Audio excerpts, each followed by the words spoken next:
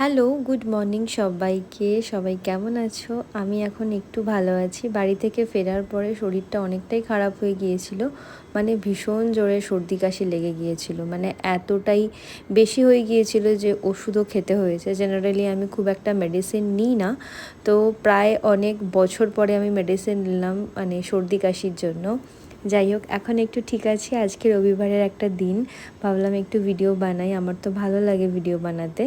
যাই হোক, সকালবেলা তোজোকে খাইয়ে দিয়েছি, ব্রেকফাস্ট করি। আমি এখন রুমটাকে ক্লিন করে নিলাম। যতবারই ক্লিন করি না কেন আবার অগোছালো হয়ে যায়, যেহেতু ছোট বাচ্চা আছে, এটা খুবই নর্মাল। তো এই যে দেখো, সকালবেলা ঘর তো মোছা হয়ে গেছে, তারপরে আবারও এরকম অবস্থা। আমি স্নান ধান করে পুজোটাও সেরে নিলাম। আর রান্নাবান্নার ভিডিও আমি আর নিইনি। আজকের রান্না করেছিলাম মাছ। যাই হোক, সমস্ত ড্রাই ফ্রুটসগুলো এনেছিল, সেগুলোকে সুন্দর করে মানে কৌটোর মধ্যে ভরে সাজিয়ে রাখলাম। এখন দুপুরবেলার টাইম, ওরা দুজন ঘুমাচ্ছে, মানে তোজো আর তোজোর পাপা।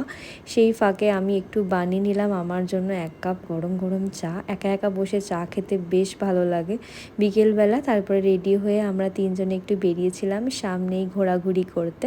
আর আমি নিয়েছিলাম আলু টিক্কি। তোজো সেটাই খাবে বলে একদম ছটফট করছিল।